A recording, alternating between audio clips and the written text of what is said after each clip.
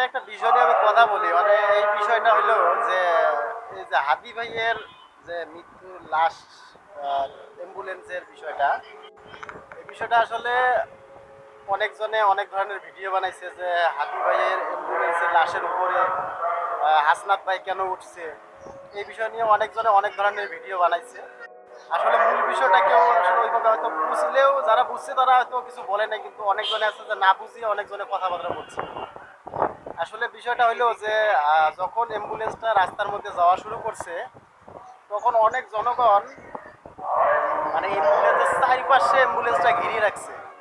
তো অমন্ত অবস্থায় যদি একটা অ্যাম্বুলেন্স চারিপাশে একজন ঘিরে রাখে, তো ও রাস্তা দিয়ে ওই অ্যাম্বুলেন্সটা কিভাবে যাবে? তখনই আমার নিজে দেখতে পাইতেছেন যে আমরা সকলে হাদি ভাইকে ভালোবাসি। হ্যাঁ, আপনার চাই যে হাদি ভাই আল্লাহ যেন তাকে জান্নাতবাসী করে। হাদি ভাই দেশের জন্য করছিলেন, আমাদের সাধারণ জনগণের জন্য তিনি কথা বলছিলেন, আমাদের দেশের ভালোর জন্য তিনি কথা বলছিলেন। আমরা চাই হাদি ভাইকে আল্লাহ জান্নাতবাসী করুন। তিনি আমাদের হৃদয়ে সারা জীবন চিরস্মরণীয় হয়ে থাকবে হাদি ভাই। আমরা তাকে স্মরণ করবো, আমরা তাদের জন্য দোয়া করবো, আল্লাহ যেন তাকে অনেক ভালো রাখে, জান্নাতবাসী করে।